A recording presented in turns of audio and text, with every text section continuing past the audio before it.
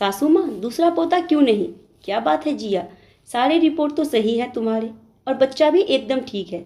उसकी ग्रोथ और बीट्स सब नॉर्मल है, पर तुम घबराई क्यों लग रही हो? इस बार स्टेथोस्कोप जिया के पेट में सटाए हुए डॉक्टर ने जिया की तरफ देखते हुए पूछा। नहीं नहीं डॉक्टर, मैं तो ठीक हूँ। तुम्हारी पहली प्रेगनेंसी है जिया, इसीलिए बता रही हूँ। खुश रहा करो, इसका अच्छा असर तुम्हारे होने वाले बच्चे पर भी पड़ेगा। ऑल इज वेल कहकर डॉक्टर ने स्टेथोस्कोप हटा लिया। जिया कुछ और बोल पाती उससे पहले ही अगली पेशेंट रूम में आ चुकी थी। तो जिया अपने कपड़े ठीक करती हुई डॉक्टर के रूम से अपना प्रेस्क्रिप्शन लेकर निकल गई। बाहर शशांक गाड़ी से निकलकर खड़ा था। क्या बोला डॉक्टर ने? सब ठीक है? अरे वो नहीं, जो सुबह माँ ने कहा था वो पूछा तुमने? ओ नो, नहीं, वो दरअसल बहुत भीड़ थी, पूछ नहीं पाई। क्या जिया, 2 मिनट समय लेकर पूछना चाहिए था। अब तुमसे कुछ नहीं होगा, मुझे ही कुछ करना होगा। चलो आओ बैठो गाड़ी में, शशांक ने नाराजगी भरे स्वर में जिया से कहा। जिया गाड़ी में बैठ तो गई, पर उसका मन पत्ते की तरह कांप रहा था। घर जाकर सासू माँ उसकी जो क्लास लेंगी उसका सामना वो कैसे करेगी? इतनी विकट परिस्थिति ही आ खड़ी हुई है उसके सामने। दरअसल जिया की शादी 6 साल पहले शशांक से हुई थी। शशांक और जिया दोनों परिस्थिति के मारे हुए थे। जिया बिन पिता की अपने घर की तीसरी बेटी थी और शशांक की पत्नी बेटे को जन्म देते देते चल बसी थी। दूध मुँहे बच्चे के लिए जिया का चुनाव शशांक की माँ उर्मिला जी ने किया था। शादी होते ही माँ बन चुकी जिया को अपने कर्तव्यों का पता तो पहले ही चल चुका था, पर उसके अधिकारों की जानकारी आते ही सासू माँ ने दे दी थी। बहू, शशांक वंश की माँ से बहुत प्यार करता था और वंश के ही लिए बहुत मुश्किल से उसे मैंने शादी के लिए मनाया है। तुम्हें यूँ तो इस घर में किसी भी चीज़ की कभी भी कोई कमी नहीं होगी, पर पति की तरफ से जो तुम्हें मिल जाए तुम्हें उसी से संतोष करना पड़ेगा, ये हमेशा ध्यान रखना। शशांक के बात व्यवहार से अभी तक जिया इतना तो भांप ही चुकी थी जितना सासू माँ ने बताया था, इसीलिए उसे कुछ भी अप्रत्याशित नहीं लगा। पर फिर सासू माँ ने कहा, एक और बात बहू, कहनी तो ये बात तुम्हें शशांक को चाहिए थी, पर उसने मुझसे ही कहने को कह दिया, तो क्या करूं बहू? तुम्हें वंश को ही हमेशा अपना बच्चा मानना होगा। शशांक नहीं चाहता कि भविष्य में वंश का प्यार कभी बंटे, तो तुम कभी अपने बच्चे का ख्याल मन में मत लाना, बल्कि हमारी तरह वंश को ही अपना सब कुछ मान लेना, इसी में सबकी भलाई है। जिया 1 मिनट के लिए तो स्तब्ध रह गई, पर फिर खुद को दिलासा दिया, ये सोचकर कि किस्मत के आगे किसकी चली है, उसके साथ यही होना लिखा है तो यही सही। वंश को ही वो अपने जीने का सहारा बना लेगी, और क्या। छोटा सा वंश जो अभी मात्र 4 महीने का था, उसे ही सीने से लगाकर संतोष कर लिया जिया ने। फिर धीरे धीरे उसने अपने आप को वंश के लालन पालन में इतना व्यस्त कर लिया कि वो कई दफा तो ये भी भूल जाती कि उसने वंश को जन्म नहीं दिया है। 1-2 साल तक उसके इस निस्वार्थ समर्पण और स्नेह को देखकर शशांक भी उसके करीब आने लगा था।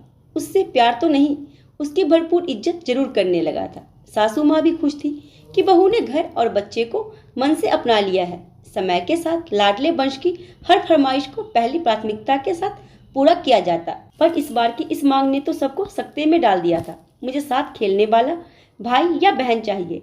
साल भर टालते टालते भी उसकी जिद थमने का नाम नहीं ले रही थी। वह दिनों दिन चिड़चिड़ा और बीमार सा होता जा रहा था। रोता तो रोते ही रहता, चुप होता तो घंटों चुप ही बैठा रहता। अंततः वंश की खुशी के लिए माँ बेटे तैयार तो हो गए, पर सासू माँ ने इसमें भी एक शर्त जोड़ दी, लड़की ही होनी चाहिए ताकि वंश का प्यार ना बटे। शशांक भी इस फैसले में पूरी तरह से माँ के साथ था। फिर शुरू हुआ जिया और उसकी ममता का संघर्ष। हालांकि जिस तरह से जिया ने वंश को अपना लिया था, उसके मन में रत्ती भर भी स्वयं के बच्चे ना होने का मलाल नहीं था, पर उसके बच्चे के लिए इनकार को भी सासू माँ ने वंश के लिए की बात बोलकर निरस्त कर दिया। तीसरे महीने के चेकअप के लिए जिया को शशांक डॉक्टर के पास लेकर आए थे।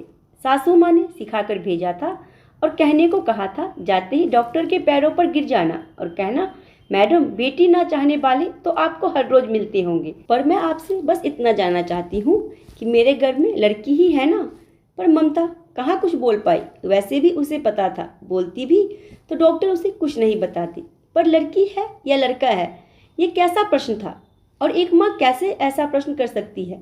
जो भी है उससे जुड़ा है, उसका हिस्सा है। पता है जाएगी तो सासू माँ 100 बातें सुनाएंगी उसे, लेकिन नहीं होता उससे ये सब। संतान तो संतान है, क्या बेटा क्या बेटी। तभी कार झटके से रुकी। सामने एक औरत गाड़ी वाले से लड़ रही थी, जिसकी वजह से ट्रैफिक रुक पड़ा था। शशांक ने शीशा नीचे कर दिया। मेरा एक बच्चा हो या 10, इससे तुम्हें क्या मतलब बाबू? ज़्यादा बच्चे हैं तो क्या एक तुम्हारी गाड़ी के नीचे आ जाए और मैं चुप हो जाऊं और तुमसे पैसे लेकर खुश हो जाऊं?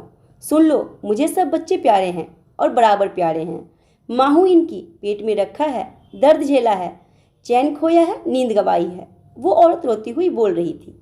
जिया ने देखा गोद में एक बच्चे सहित 2 बच्चे अगल बगल खड़े थे और एक सड़क पर बैठा था। संभवतः उसके पैर में चोट आई थी, शायद उस गाड़ी वाले के चक्कर में धक्का लगकर।